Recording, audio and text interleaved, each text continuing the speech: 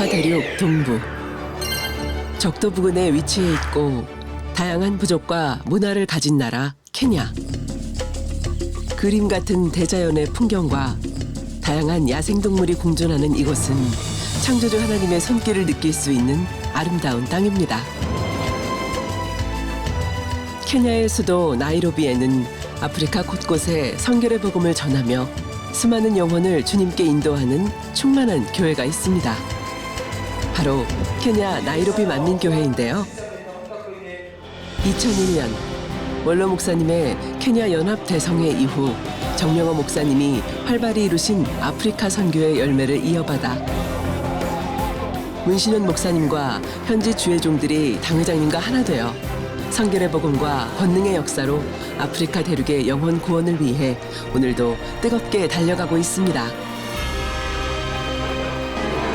지난 치유 집회에 참석하여 당회장님의 기도를 통해 마음의 소원에 응답받고 치료받아 더욱 충만함 가운데 사명을 감당하고 있는 라파엘 찰스 전도사와 프리실라 인자이 전도사의 감동적인 간증을 전해드립니다.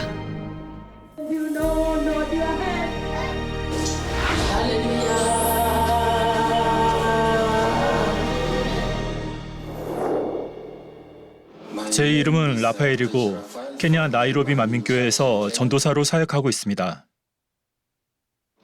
저는 2014년에 제 형의 소개로 만민교회를 알게 되었습니다. 그런데 돌이켜보면 제 삶 속에서 만민교회와의 인연은 그 이전부터 시작되고 있었습니다. 2001년 원로 목사님께서 케냐에 오셨습니다. 당시 나이로비 만민교회에서는 2001 케냐 연합 대성회 홍보 전단을 만들어서 곳곳에 배포했습니다. 그때 저는 어렸지만 전단지 한 장을 가져와서 우리 집 문에 붙였습니다. 절름발이가 걷고 맹인이 보게 되고 벙어리가 말하게 될 것이다 라는 문구를 보고 좋은 내용이라고 생각해서 집에 붙여놓았던 기억이 있습니다. 그때가 2001년이었죠.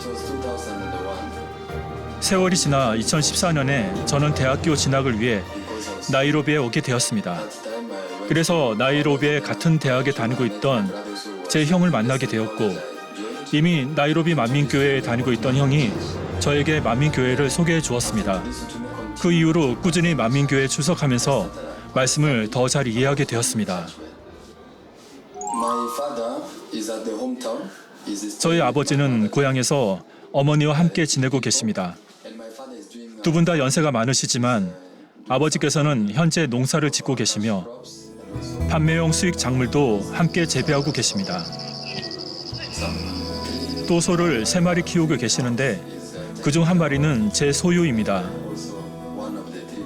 이 소는 제가 2021년에 구매했고 아버지께서 저 대신 정성껏 돌봐주고 계십니다. 그때는 제가 만민교회에서 전도사로 사역하기 전으로 다른 곳에서 일하고 있었을 때입니다.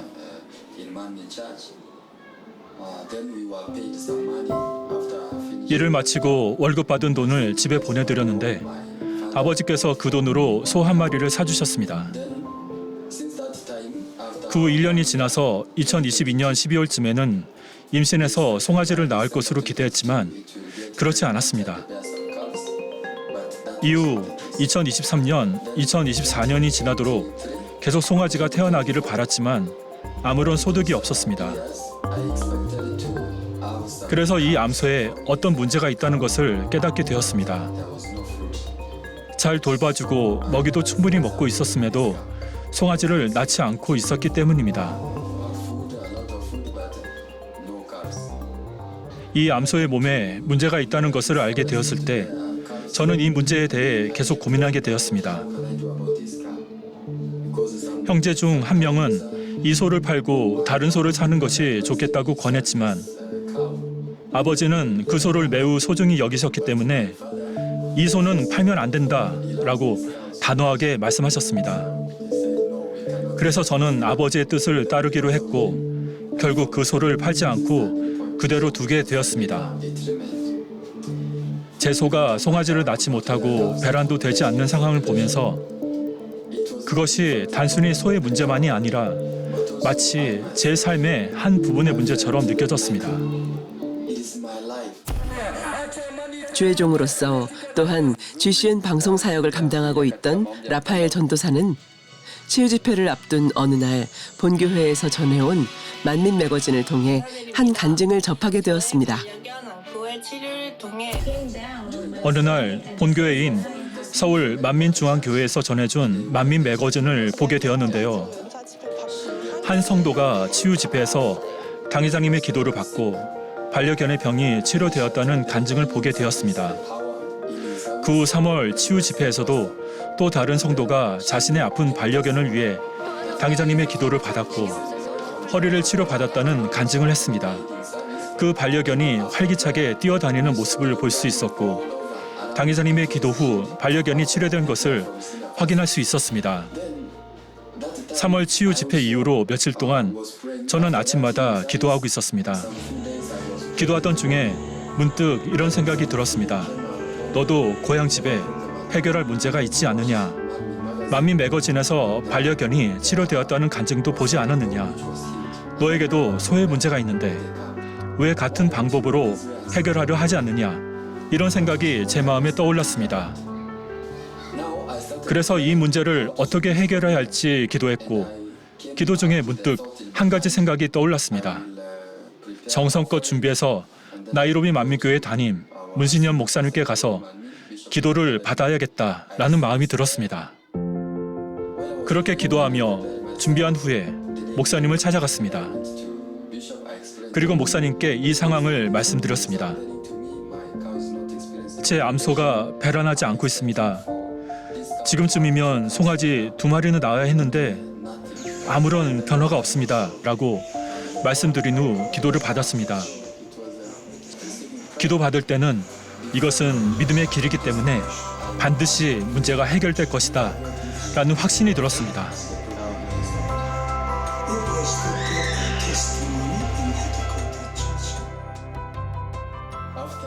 담임 문신현 목사님께 소외 문제로 기도를 받은 지 일주일 후였습니다. 고향에 계신 아버지께서 저에게 전화를 주셨습니다. 아버지께서는 너희 소가 배란을 했어. 지는 발정기야. 이제 교배를 시켜서 임신을 시켜야 해. 그래서 내일 사람을 불러서 우리 집에서 교배하라고 한다. 라고 말씀하셨습니다. 하지만 다음 날인 화요일에 교배해 주기로 한 사람이 약속을 어기고 오지 않았습니다. 아버지는 소의 발정기가 약 17시간 이내인데 이 시간 안에 교배하지 못할까 봐 많이 걱정하셨습니다. 그래서 아버지는 저에게 다시 전화하셔서 인공수정을 할 생각이 있느냐라고 물으셨습니다. 하지만 저는 마음에 믿음이 왔기 때문에 아니요. 목사님께서 이미 소를 위해 기도해 주셨기 때문에 인공수정은 하지 않겠습니다. 자연적인 방법으로 진행하겠습니다. 라고 말씀드렸습니다. 그 후 곧바로 형에게 전화를 걸어 집에 문제가 생겼다고 말했습니다. 오기로 한 사람이 오지 않았다고 하면서 다른 사람을 알아봐 달라고 부탁했습니다. 형은 자연교배 해줄 사람이 몇 명 있다고 하면서 알아보겠다고 했습니다. 그런데 형과 통화한 그 시간에 아버지께서는 인공수정을 위해 공무원에게 전화를 걸어 빨리 와달라고 요청하셨습니다. 다행히도 공무원이 도착하기 전에 형이 먼저 자연교배 해줄 사람을 데려왔습니다. 그래서 소는 자연교배하게 되었고 현재 제 소는 정상적으로 수태하였습니다.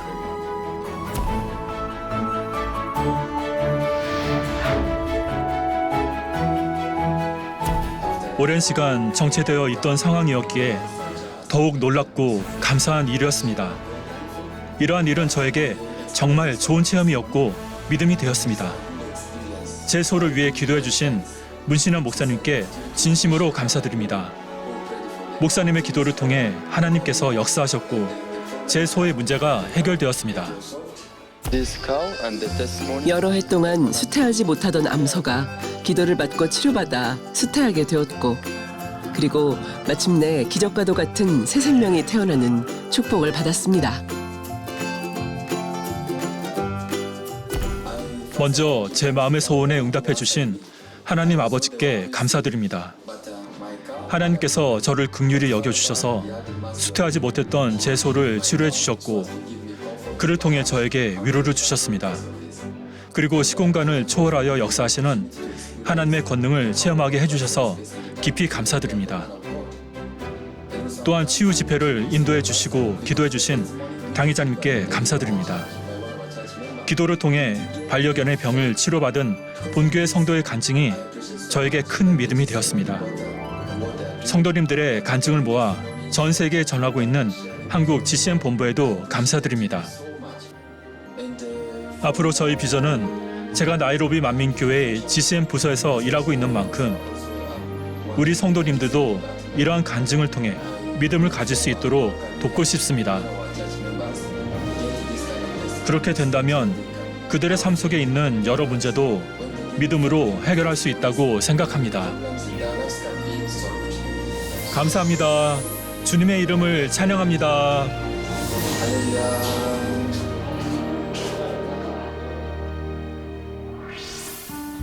저는 나이로비 만민교회에서 사역하고 있는 프리실라 인자이 전도사입니다. 현재 교역자회에 속해 있고 아동주일학교를 담당하고 있습니다. 2025년 11월 초 나이로비 만민교회 창립기념 행사가 끝난 후였습니다. 그때부터 몸에 조금씩 이상이 느껴지기 시작했지만 처음에는 대수롭지 않게 여겼습니다. 창립 행사 준비로 인한 피로가 쌓였기 때문이라고 생각했고 시간이 지나면 괜찮아질 거로 생각했습니다.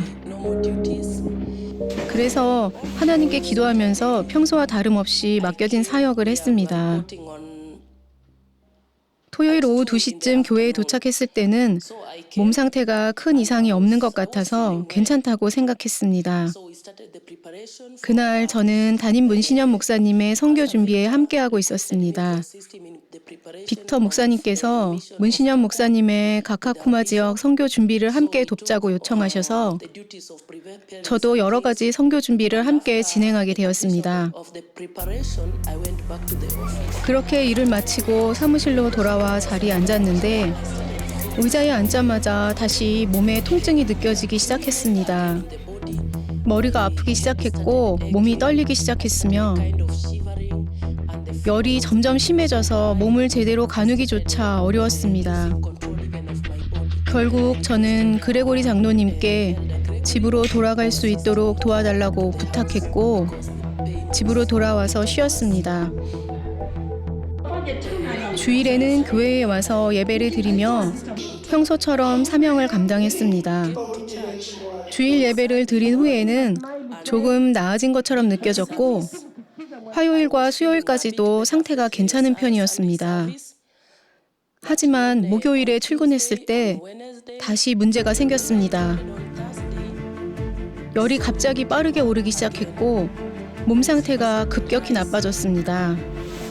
그래서 제 몸에 무슨 문제가 생겼는지 확인하기 위해 병원을 찾기로 했습니다.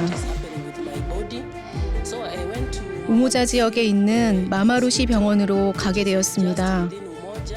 저는 병원에 도착해 의사를 만나 여러 검사를 받았습니다.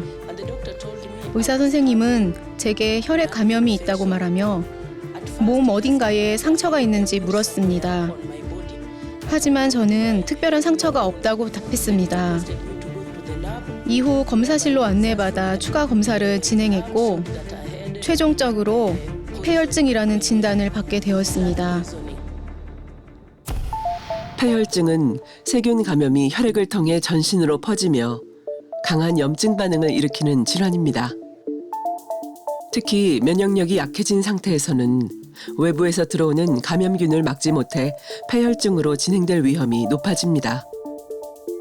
고열 또는 저체온, 빠른 맥박, 의식 저하 등의 증상이 나타나고 염증 반응이 전신으로 확산되며 장기 손상을 일으켜 생명을 위협하는 응급 상황으로 진행될 수 있습니다. 병원에서 주사를 한 차례 맞은 후 의사 선생님께서 집으로 돌아가도 된다고 했습니다. 그래서 저는 집으로 돌아왔습니다. 하지만 조금씩 나아질 거라는 기대와는 달리 그 이후로 몸의 통증이 심해지면서 오히려 점점 더 악화되었습니다.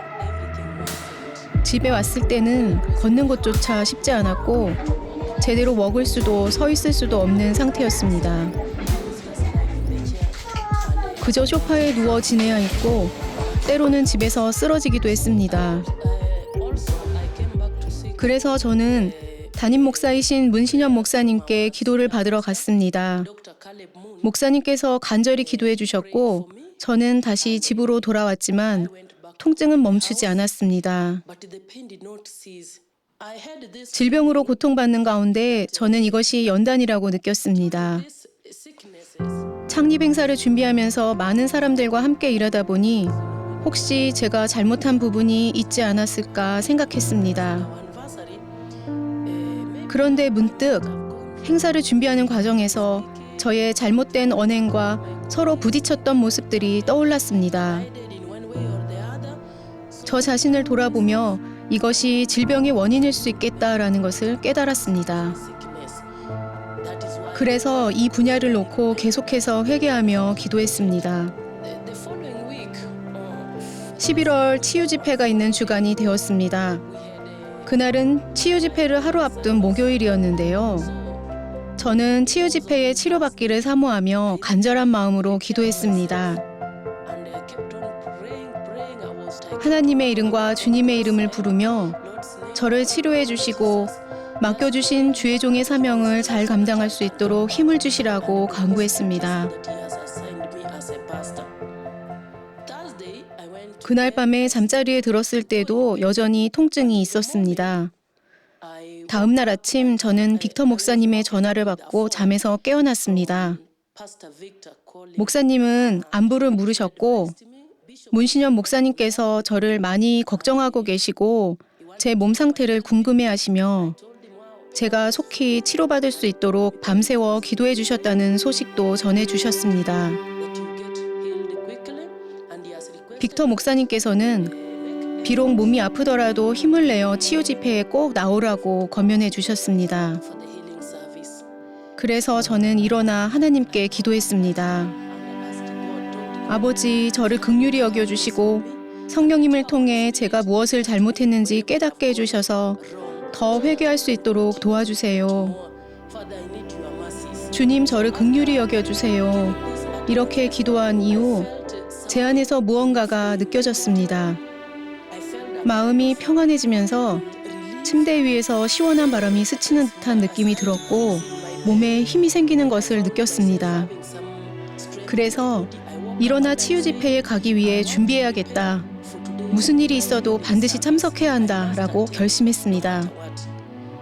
문신현 목사님이 밤새워 기도해 주셨다는 말씀을 빅터 목사님을 통해 전해 들은 이후부터 제 마음에 믿음이 왔습니다. 하나님의 사람의 말씀을 신뢰한 저는 오늘이 내가 이 침대에서 일어나는 날이다 라고 고백했습니다. 그리고 실제로 자리에서 일어나 가볍게 몸을 움직일 수 있었고 집을 청소하고 간단한 빨래도 할 수 있었습니다. 모든 것을 정돈하고 치유 집회에 갈 준비를 마쳤습니다. 하나님께서는 주의 종의 기도와 저의 눈물의 기도와 부르짖음을 들으시고 저에게 힘을 주셨습니다. 그래서 금요일 치유 집회에 참석할 수 있었습니다. 성령의 도우심을 의지한 프리실라 전도사는 힘을 내어 치유 집회에 참석할 수 있었습니다. 아뢰라 말씀하신 것이죠. 교회에 도착했을 때 마음으로는 약간 걱정하는 생각이 있었습니다. 그래서 예배 중에 어떤 통증이나 방해되는 것이 없도록 지켜달라고 간절히 기도했습니다. 주님께서 그 기도를 들으시고 저에게 힘을 주셔서 설교 말씀도 잘 들을 수 있었고 예배를 잘 드릴 수 있었습니다. 그 후 당회장님께서 환자를 위한 기도를 시작하셨을 때 제 몸에 매우 기이한 일이 일어났습니다. 먼저 제 몸이 떨리기 시작했습니다. 처음에는 약하게 시작되었지만 시간이 지나면서 점점 더 심하게 떨렸습니다. 그러다가 갑자기 몸이 후끈하게 뜨거워졌고 온몸에서 땀이 나기 시작했습니다. 그리고 땀을 흘린 후에는 마치 누군가가 제 곁에 선풍기를 가져다 놓은 것처럼 몸이 시원해졌습니다. 그때 저는 기도하고 있었는데요. 하나님 아버지께 감사 기도를 드리기 시작했습니다. 하나님께서 저의 기도와 당 회장님의 기도를 들으시고 저를 완전히 치료해 주셨다는 확신이 들었습니다. 제가 그날 금요일에 침대에서 일어난 이후부터 지금까지 다시 아파서 눕는 일이 없었고 지금은 몸에 아무런 통증도 없고 아주 건강합니다. 치료해 주신 아버지 하나님께 감사드리며 치유 집회에서 환자를 위해 기도해 주신 당 회장님과 나이로비 만민교회 담임 문신현 목사님의 기도에 감사드립니다. 죽음의 문턱을 지나 다시 일어선 프리실라 전도사. 이제는 이전보다 더 큰 감사와 기쁨으로 사명을 감당하고 있습니다. 하나님께서는 사랑하시는 자를 징계하시고 책망하신다는 성경 말씀처럼 저는 하나님 아버지의 사랑을 많이 받고 있다는 것을 깨달았습니다. 아직 하나님께서 원하시는 수준에 부족하다는 것을 알기에 저를 빚어주시기를 계속 기도하고 있습니다. 믿음을 더 키우고 하나님께서 원하시는 종이 되기 위해 앞으로도 열심히 기도하며 노력하겠습니다.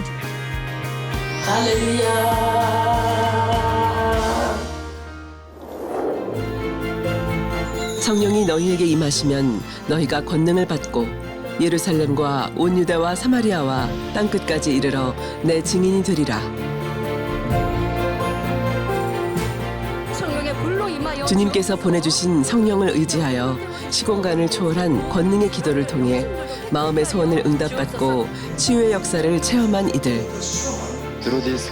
누군가 전해준 간증이 한 사람의 믿음이 되어 삶을 변화시킨 것처럼 이제는 이 치유의 체험이 또 다른 영혼들에게 믿음이 되어 주님의 사랑을 전하는 은혜의 통로가 될 것입니다. 오늘도 우리는 성령의 권능을 의지하여 땅끝까지 주님의 증인으로 살아가기를 소망합니다.